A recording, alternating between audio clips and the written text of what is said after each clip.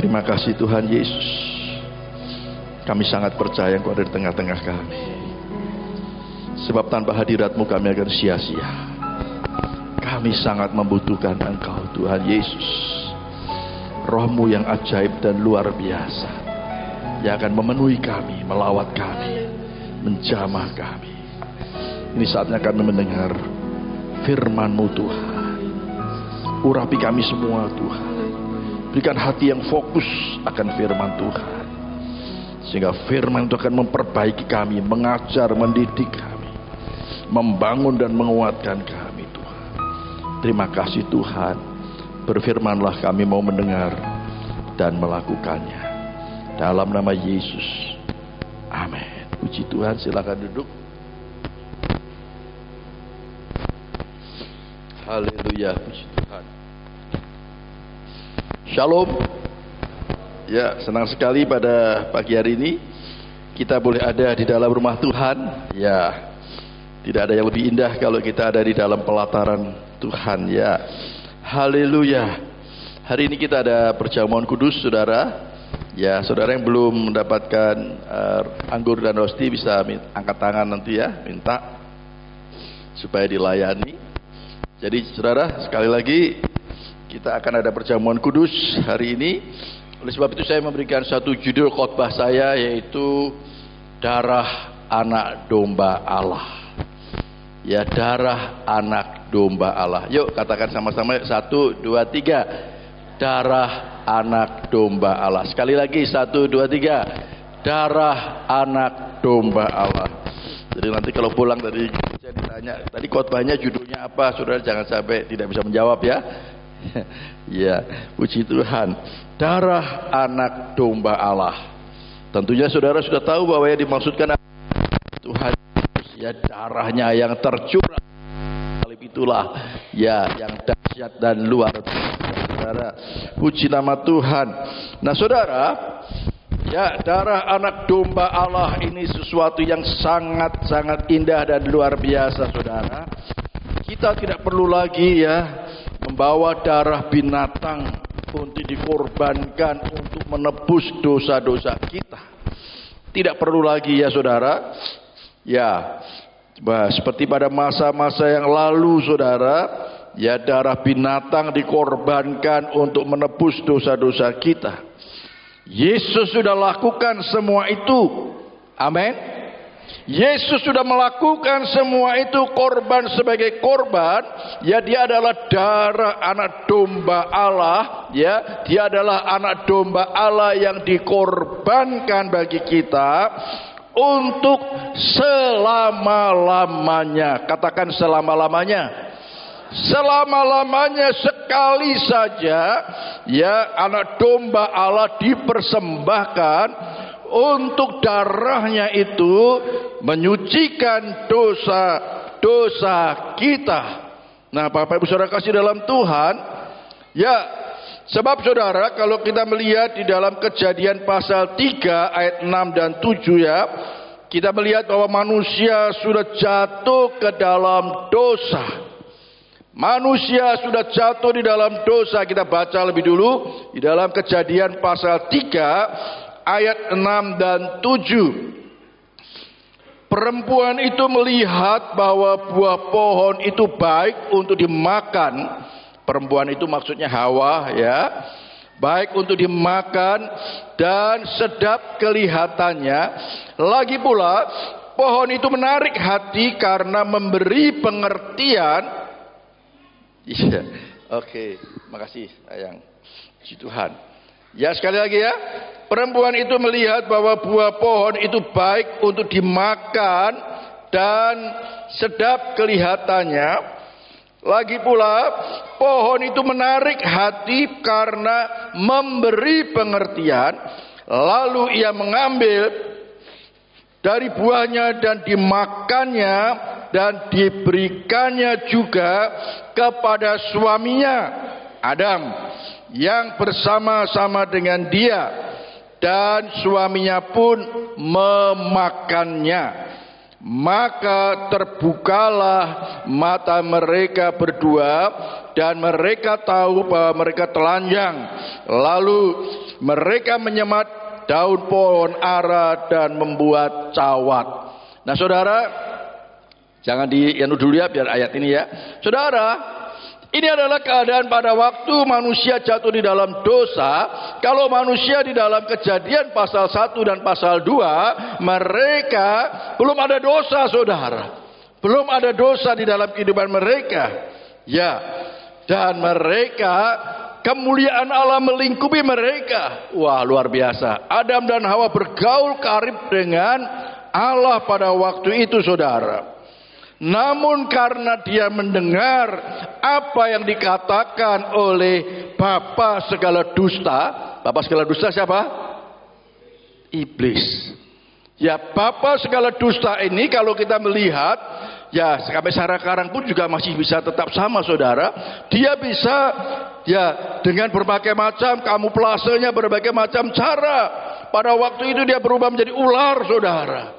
Ya, untuk memutarbalikkan firman dengan segala tipu dayanya, karena dia adalah bapa segala dusta. Ya, iblis itu adalah bapa segala dusta, sehingga pada saat ya manusia pada waktu itu mendengar apa yang dikatakan oleh bapa segala dusta yang adalah iblis itu, maka jatuhlah mereka di dalam dosa. Nah saudara, pada waktu itu saudara, Hawa yang di mula pertama yang kena tipu daya iblis, yang didustai oleh iblis, ya, dengan memutar balikan firman, akhirnya dia melihat dan kemudian dia mengambil buah itu.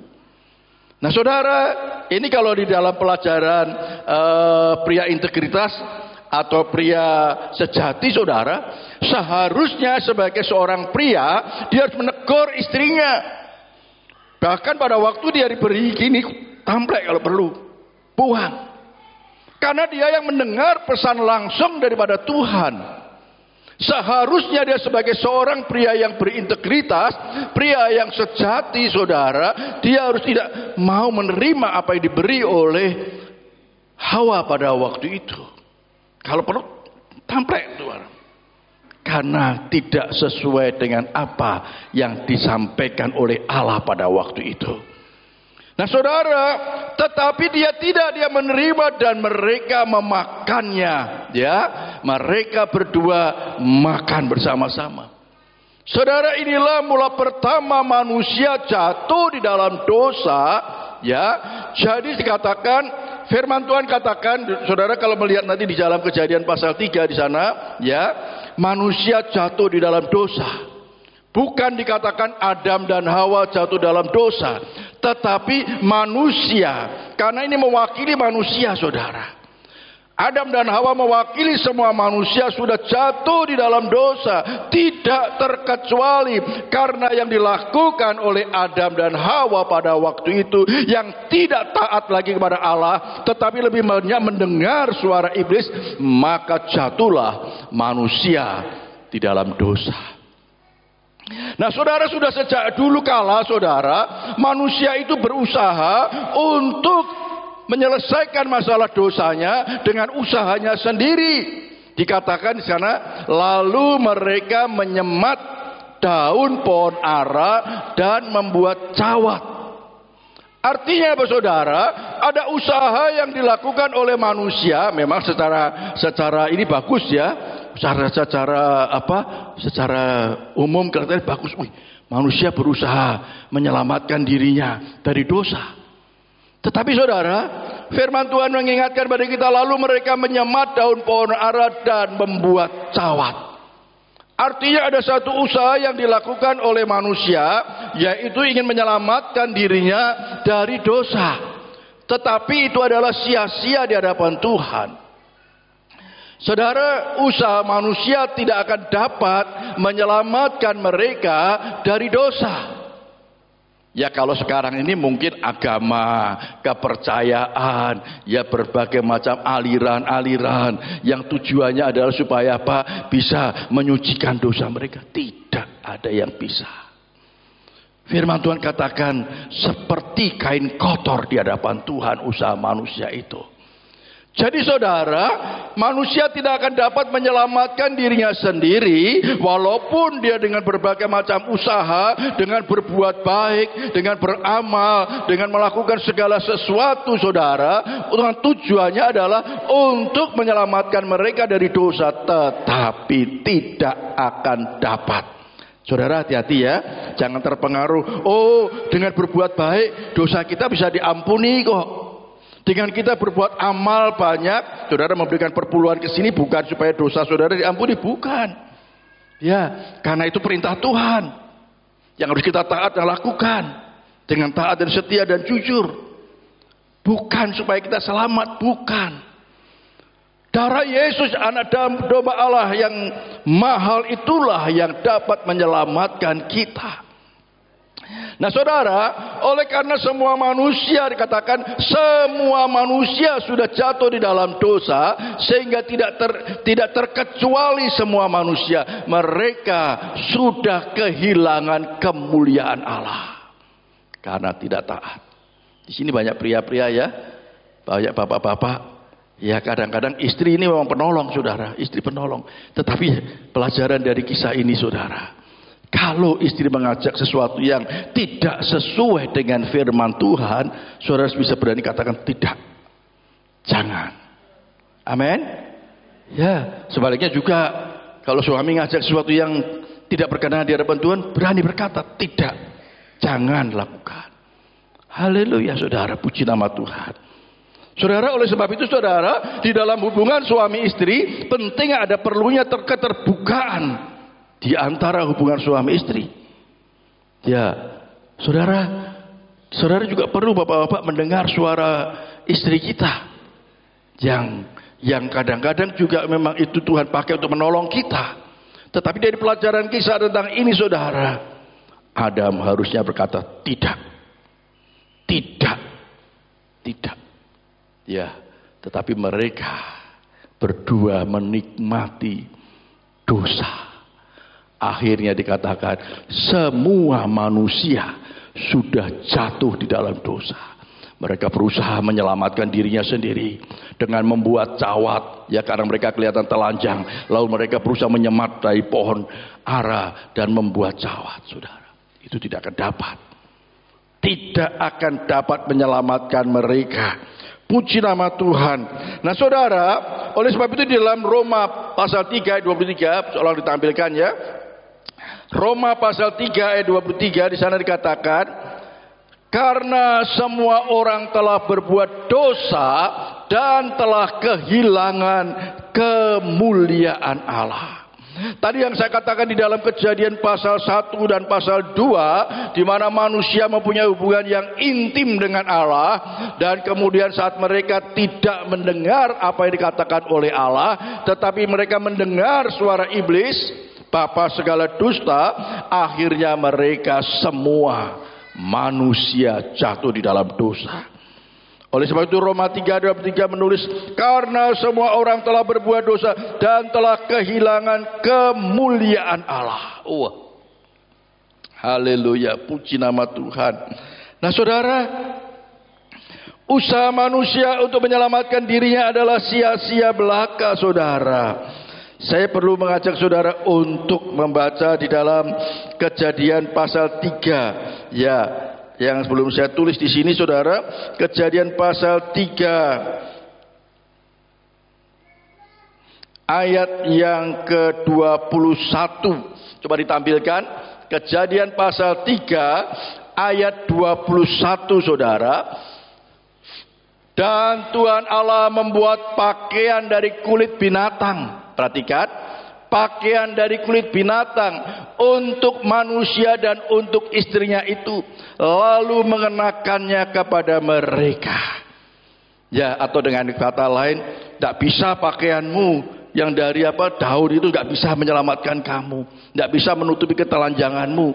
Tetapi Tuhan kemudian membuat pakaian dari kulit binatang untuk manusia dan untuk istrinya itu, lalu mengenakannya kepada mereka. Ini satu nubuatan tentang Yesus. Dikatakan pakaian dari kulit binatang ini berbicara tentang Yesus yang adalah anak domba Allah yang harus mati. Ya, kemudian itulah yang dapat menyelamatkan umat manusia dari segala dosa-dosa mereka. Puji nama Tuhan. Bersyukurlah jika saudara sudah mengenal dan percaya bahwa Yesus adalah Tuhan dan Juru Selamat saudara. Ingat bahwa usaha manusia tidak akan dapat menutupi dosa-dosa mereka. Usaha manusia tidak akan dapat menyelesaikan dosa-dosa manusia, walaupun dengan agama, walaupun dengan kepercayaan. Ingat, Yesus pun datang ke dalam dunia bukan membawa agama, tetapi dia membawa dirinya untuk dikorbankan bagi kita, untuk keselamatan jiwa kita. Amin. Beri kemuliaan buat Tuhan. Yesus sendiri datang ke dalam dunia bukan membawa agama, saudara. Saya selalu katakan agama tidak akan dapat menyelamatkan kita, saudara. Walaupun saudara agama Kristen pun juga bisa tidak menyelamatkan kita, jikalau mereka KTP-nya Kristen, agamanya Kristen, tetapi tidak percaya bahwa Yesus adalah Tuhan dan Juru Selamatnya, tidak akan dapat menghapuskan dosa-dosa mereka. Ada loh saudara, dia katanya KTP-nya Kristen, tapi dia tidak percaya bahwa Yesus adalah Tuhan. Tetapi bersyukur kalau saudara mendapat kasih karunia Tuhan, sehingga saudara memiliki iman kepada Tuhan, percaya bahwa Yesuslah Tuhan dan Juru Selamat kita. Haleluya, puji nama Tuhan. Sekali lagi saudara, usaha manusia, apapun usaha yang dilakukan, tidak akan dapat menyelamatkan kita. Ya saudara, bagian yang pertama tadi, manusia jatuh ke dalam dosa. Sejak manusia pertama tidak taat kepada Allah, maka semua manusia jatuh di dalam dosa. Usaha manusia untuk menyelamatkan dirinya adalah sia-sia. Ya, harus ada korban untuk dapat menyelamatkan manusia yang berdosa.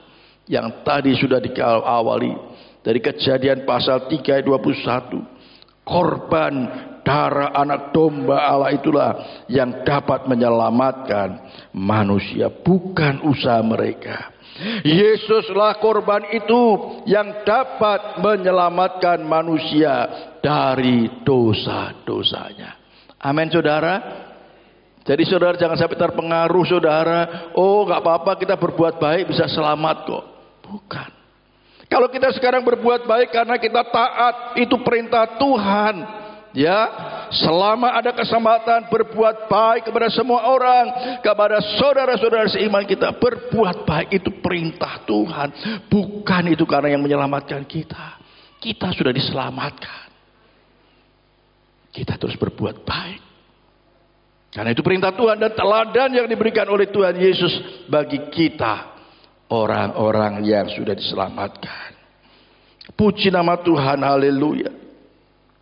Sekali lagi saudara, peristiwa di dalam Kejadian itu mengingatkan kepada kita bahwa semua manusia tidak terkecuali sudah jatuh di dalam dosa. Nah, puji nama Tuhan. Namun kita bersyukur saudara, siapapun yang percaya kepada Yesus saudara, ya bagian yang kedua, yaitu kita sudah ditebus oleh darah Yesus saudara. Puji nama Tuhan. Mari kita membaca di dalam 1 Petrus pasal 1 ayat 18 dan 19. Ayat ini sebenarnya menjadi satu dasar saya untuk menyampaikan firman Tuhan pagi hari ini. 1 Petrus pasal yang pertama ayat yang ke-18 dan 19. Ya, firman Tuhan dikatakan, sebab kamu tahu bahwa kamu telah ditebus dari cara hidupmu yang sia-sia, yang kamu warisi dari nenek moyangmu, itu bukan dengan barang yang fana, bukan pula dengan perak atau emas. Sampai di sini dulu ya saudara. Nah saudara, inilah satu-satunya cara saudara untuk dosa-dosa kita dapat ditebus, dosa-dosa kita dapat disucikan. Dosa-dosa kita tidak dapat ditebus dengan usaha manusia sendiri. Ya, manusia sampai saat ini saudara, wah mereka kadang bertapa di tempat yang sunyi ya, yang katanya di situ ya ada wangsit apa ya mungkin ya, supaya apa? Supaya dia bisa dosa-dosanya dibersihkan. Dia datang kepada gurunya mungkin supaya dia bisa disucikan dari dosa-dosanya. Usaha-usaha manusia tidak akan dapat saudara. Karena Yesuslah yang mengasihi kita saudara, sehingga dia rela datang ke dalam dunia ini untuk mengorbankan dirinya supaya apa? Supaya kita semua boleh diselamatkan. Puji nama Tuhan. Nah saudara, setiap manusia telah berbuat dosa dan kehilangan kemuliaan Allah. Tadi saya katakan saudara, semua manusia membutuhkan keselamatan itu. Sebab upah dosa adalah maut, yaitu hukuman kekal saudara. Upah dosa adalah maut, hukuman kekal saudara. Nah saudara, Tuhan Yesus menghendaki supaya semua orang ya jangan ada yang binasa. Tuhan menghendaki supaya semua orang memperoleh hidup yang kekal itu saudara. Tuhan menghendaki supaya semua dosa-dosa manusia diampuni oleh Tuhan. Namun bagaimana, apakah ternyata tidak semua orang mau menerima Yesus sebagai Tuhan dan Juru Selamatnya? Ya saudara, ini kita harus tahu saudara. Pak, kenapa sih kok orang kok susah sekali untuk menerima Yesus sebagai Tuhan dan Juru Selamatnya? Padahal dia sudah mendengar Injil, dia sudah sering ya mendengar kesaksian. Saudara, kita harus tahu, hidup di dalam dunia ini adalah peperangan rohani saudara. Ada sesuatu peperangan rohani. Iblis berusaha menghalang-halangi. Iblis berusaha menghalang-halangi supaya orang jangan percaya Yesus. Supaya orang jangan menerima Yesus sebagai Tuhan dan Juru Selamatnya. Karena iblis itu tahu saudara, kalau orang percaya Yesus dia akan selamat. Iblis tahu kalau orang percaya Yesus dia dari gelap akan pindah kepada terang. Dia dulu hamba dosa menjadi hamba kebenaran. Iblis tahu saudara. Iblis adalah bapa segala dusta. Dia berusaha mempengaruhi dengan berbagai macam cara supaya ojo percaya Yesus. Ojo percaya Yesus. Wong Yesus itu manusia. Oh Yesus itu hanya utusan saja. Yesus itu hanya nabi saja. Jangan percaya Yesus. Itu tipu daya iblis yang selalu didengung-dengungkan kepada manusia siapa saja. Maka tidak semudah itu seseorang bisa menerima Yesus sebagai Tuhan dan Juru Selamatnya. Kami 9 bersaudara, saudara. Ya, saya dan kakak saya sudah terima Yesus. Ya, kemudian saya sudah sering kali berdoa untuk kakak-kakak saya, adik-adik saya. Saya sering bersaksi untuk mereka. Ya, tetapi tidak semudah itu. Tapi bersyukur saudara, di saat detik-detik terakhir sudah tidak bisa apa-apa, terima Yesus, percaya Yesus, baru mereka menerima, mau mengikuti doa saya. Puji Tuhan. Saat detik-detik terakhir hampir semua itu menjelang meninggal sudah. Ya, mungkin dia belajar dari penjahat itu ya, yang di sampingnya Yesus. Yesus, kalau engkau di Firdaus, jangan lupa sama aku. Saat ini juga kamu bersama-sama dengan aku. Saat terakhir saudara, padahal sudah sering mendengar kesaksian. Bahkan mereka kalau ada apa-apa selama masih sehat, kalau ada apa-apa tanya Ari aja. Minta nasihat saya, maksudnya ya, minta nasihat saya. Mereka padahal mereka sudah titelnya sudah 2 ya, 1 2 macam-macam saudara. Dan saudara, tetapi tidak semudah itu untuk mereka menerima Yesus sebagai Tuhan dan Juru Selamat. Karena apa? Kita sedang ada di dalam peperangan rohani. Amin saudara. Saya selalu tiap pagi mendukung Pak Mukiar ya, berdoa untuk keluarganya yang belum di dalam Tuhan. Pak Mukyar sedang dalam pergumulan, ya, peperangan rohani, memerangi kuasa-kuasa kegelapan, roh-roh jahat, ilah-ilah zaman ini yang membutakan mata rohani keluarga yang belum di dalam Tuhan.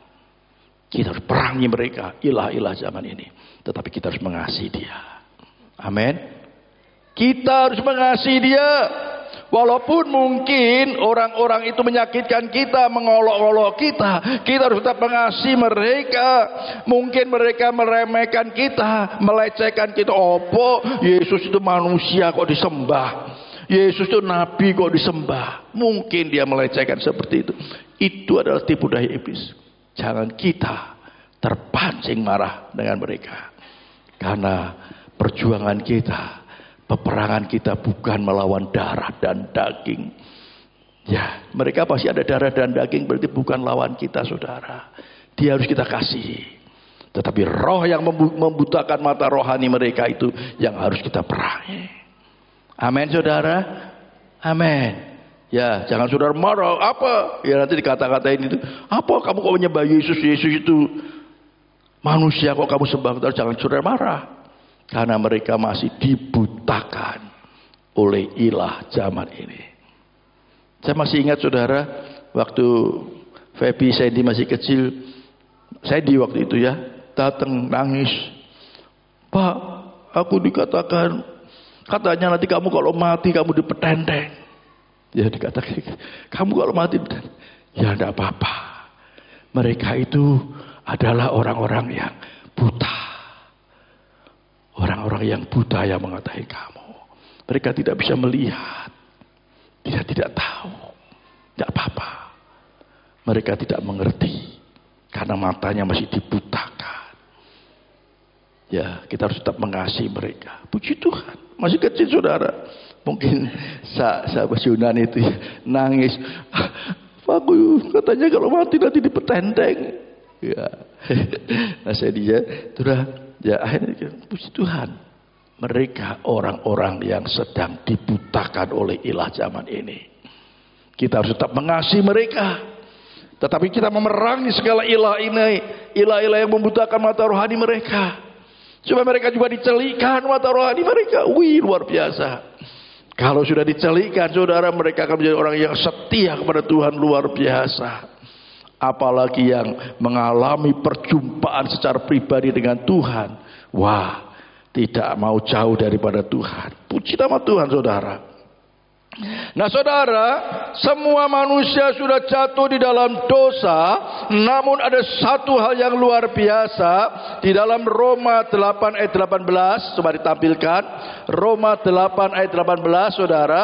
Roma 8 ayat 18 dikatakan, sebab aku yakin bahwa penderitaan zaman sekarang ini tidak dapat dibandingkan, perhatikan, kemuliaan. Saya katakan, saya mengambil kata kemuliaannya, kemuliaan yang akan dinyatakan kepada kita.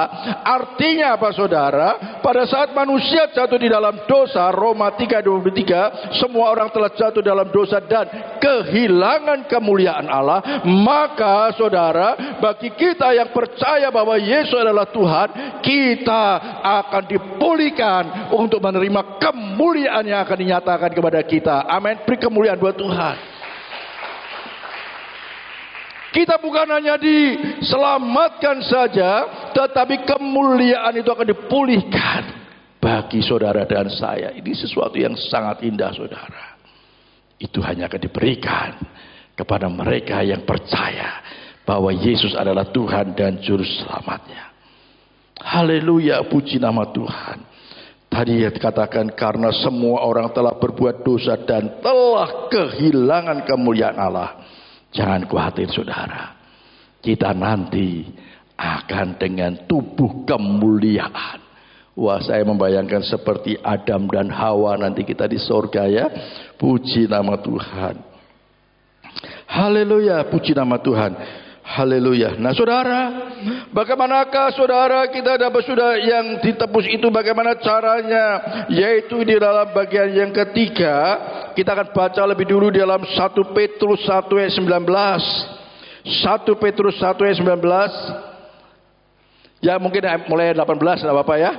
Sebab kamu tahu bahwa kamu telah ditebus dengan cara hidupmu yang sia-sia, yang kamu warisi dari nenek moyangmu, yaitu nenek moyang kita Adam dan Hawa. Itu bukan dengan barang yang fana, bukan pula dengan perak atau emas, melainkan dengan darah yang mahal, yaitu darah Kristus yang sama seperti darah anak domba yang tak bernoda dan tak bercacat. Amin. Haleluya. Ya, yaitu hanya dengan satu cara, yaitu darah Kristus yang sama seperti darah anak domba yang tak bernoda dan tak bercacat. Haleluya. Bagian yang ketiga, hanya dengan darah Kristus saja. Hanya dengan darah Kristus saja, saudara, dosa-dosa kita ditebus. Bukan dengan emas dan perak, ya. Bukan dengan emas dan perak.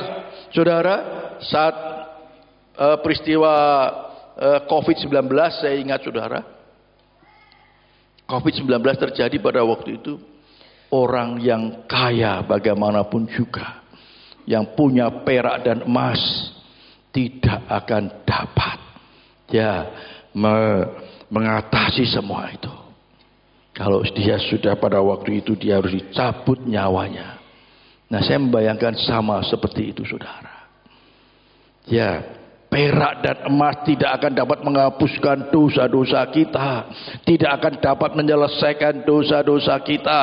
Hanya oleh pengorbanan darah anak domba Allah yang mahal itu, melainkan dengan darah yang mahal, yaitu darah Kristus yang sama seperti darah anak domba yang tak bernoda dan tak bercacat.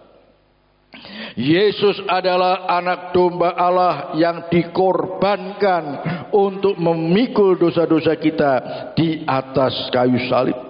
Nah saudara, sehingga dia memberikan satu janji kepada kita.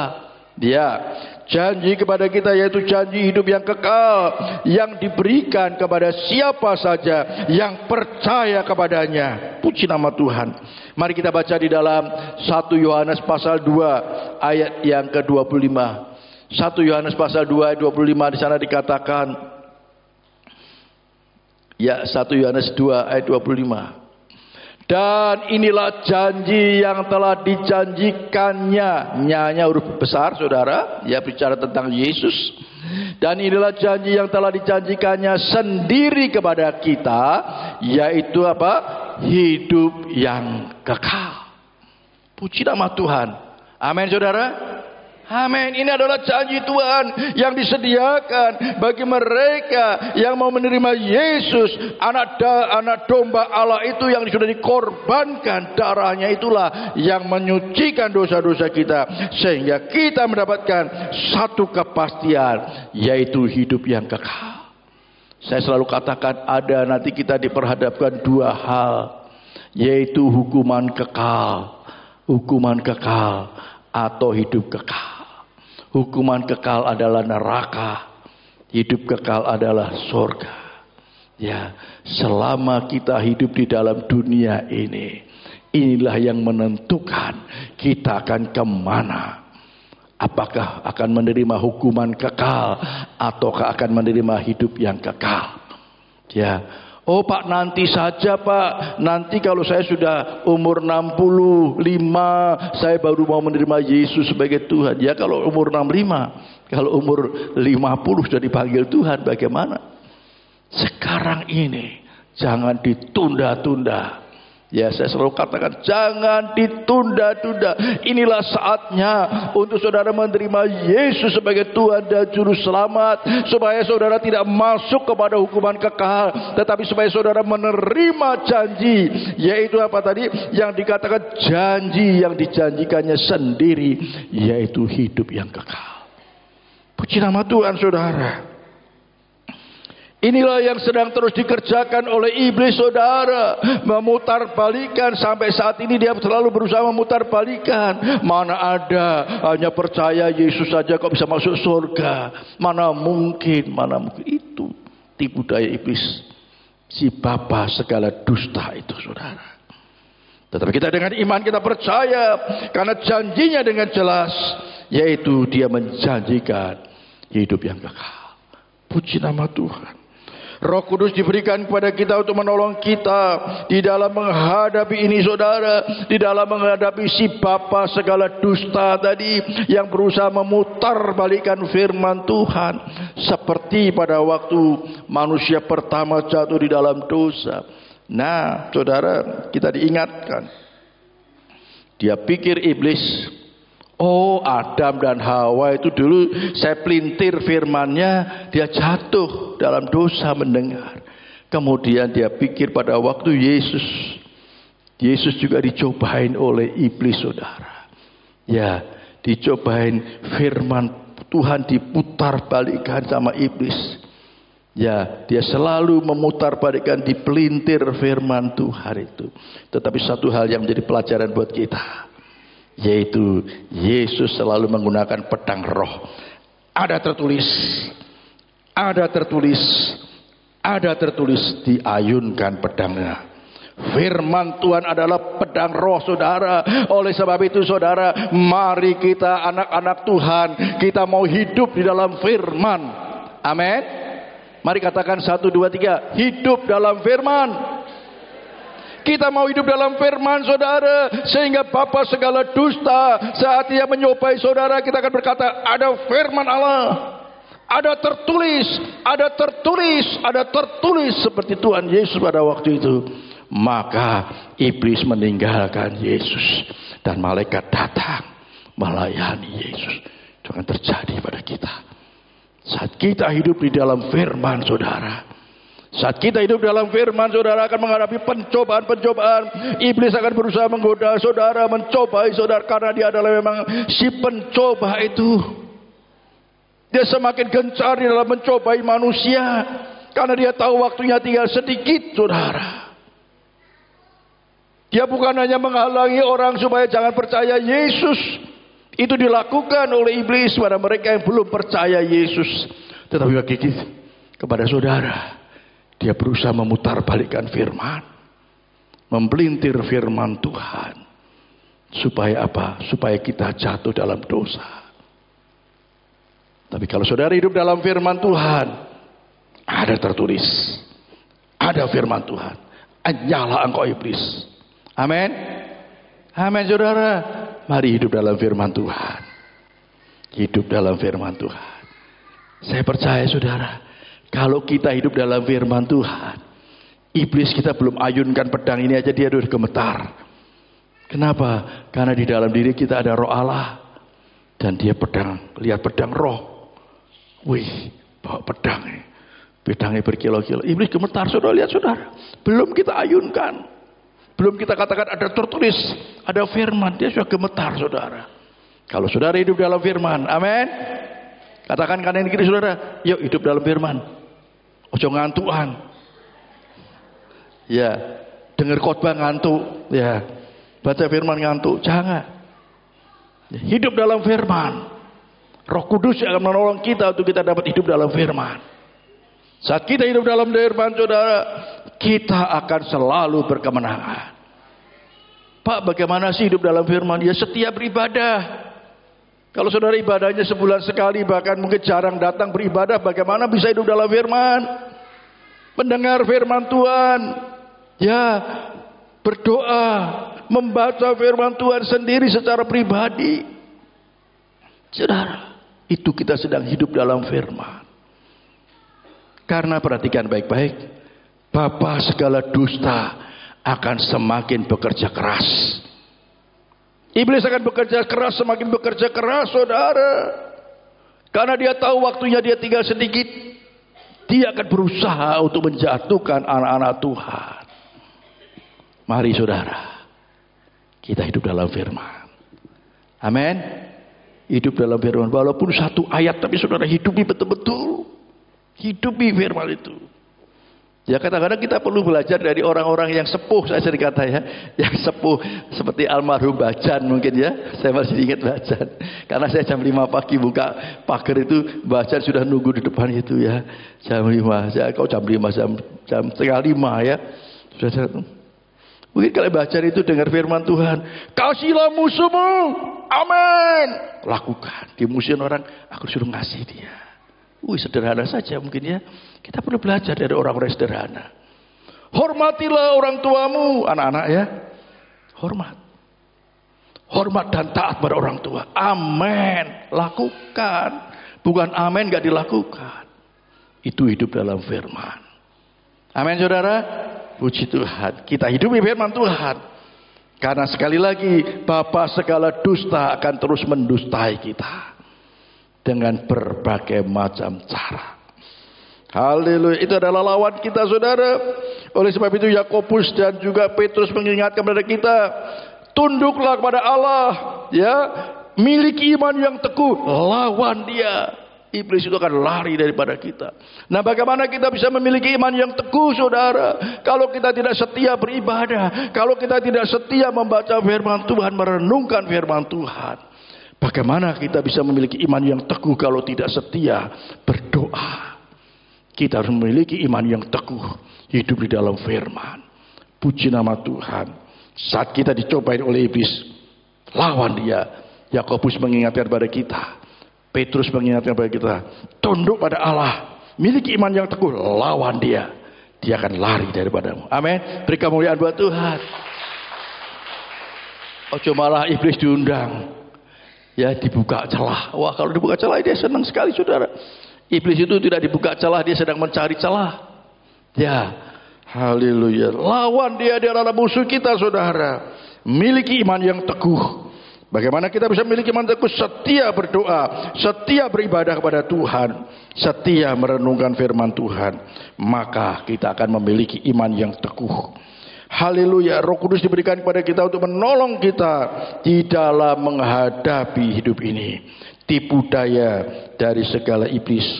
Jangan kita terpengaruh dengan pengajaran-pengajaran yang menyesatkan, yang mungkin mengatakan perbuatan baik dapat menyelamatkan kita. Tidak saudara. Kalau saudara mungkin diperhadapkan orang-orang, oh yang penting berbuat baik bisa selamat masuk surga. Iya, jangan saudara gitu. Iya, ya, jangan saudara. Bukan dengan perbuatan baik itu yang menyelamatkan kita. Tetapi darah anak domba Allah yang tercurah di atas kayu salib itulah yang dapat menyelamatkan kita. Puji nama Tuhan. Nah saudara, ingat bagian yang terakhir. Kita sedang dipersiapkan Tuhan untuk menjadi bangsa yang terpilih. Ya, kita dipersiapkan Tuhan untuk menjadi bangsa yang terpilih. Di dalam 1 Petrus pasal 2 ayat 9. Mari kita akan baca bersama-sama. Tetapi kamulah bangsa yang terpilih, imamat yang rajani, bangsa yang kudus, umat kepunyaan Allah sendiri, supaya kamu memberitakan perbuatan-perbuatan yang besar dari Dia yang telah memanggil kamu keluar dari kegelapan kepada terangnya yang ajaib. Siapa yang senang di suatu tempat yang terang? Kita semua senang di tempat yang terang ya. Jangan lagi kembali kepada kegelapan. Kita sudah dibawa keluar dari kegelapan. Kita sudah dibawa kepada terang yang ajaib. Puji nama Tuhan kita. Kita adalah bangsa yang sudah dipilih, yang sudah dikuduskan untuk menjadi imam dan raja atau imamat yang rajani saudara. Yang dipercayakan untuk menjadi pemberita-pemberita Tuhan, pemberita-pemberita kebesaran-kebesaran Tuhan yang besar itu, yaitu keselamatan di dalam Tuhan Yesus kita. Perbuatan-perbuatannya yang besar itu apa sih? Yang perbuatan yang besar adalah keselamatan, korban yang diberikan untuk kita. Puji nama Tuhan. Kita sudah dikeluarkan dari kegelapan kepada terangnya yang ajaib. Sekali lagi saudara, jangan kita mau kembali kepada kegelapan. Jangan mau kita kembali kepada kegelapan. Kita sudah dikeluarkan saudara. Sudah tidak perlu diingat-ingat lagi masa lalu kita ya. Kita semua bukan punya masa lalu baik-baik saja ya. Semua macam-macam masa lalunya. Udah tinggalkan itu. Kita sudah dibawa kepada terangnya yang ajaib. Karena Tuhan punya rencana. Supaya apa? Supaya kita boleh memberitakan perbuatan-perbuatannya yang besar. Perbuatannya besar itu apa sih? Yaitu dia sudah mati bagi kita. Dia sudah menyelamatkan kita. Itu perbuatannya yang besar. Yang harus diberitakan pada mereka. Puji nama Tuhan. Haleluya. Bapak Ibu Saudara kasih dalam Tuhan, mari. Tuhan punya rencana yang indah melalui kehidupan kita, anak-anaknya. Jangan kita mau kembali kepada kegelapan. Kita mau terus ada di dalam terangnya yang ajaib. Karena Roh Kudus yang akan memimpin kita saat kita terus mau hidup di dalam terang yang ajaib. Amin saudara. Amin. Puji nama Tuhan. Silakan pemain musik WL Singer boleh maju.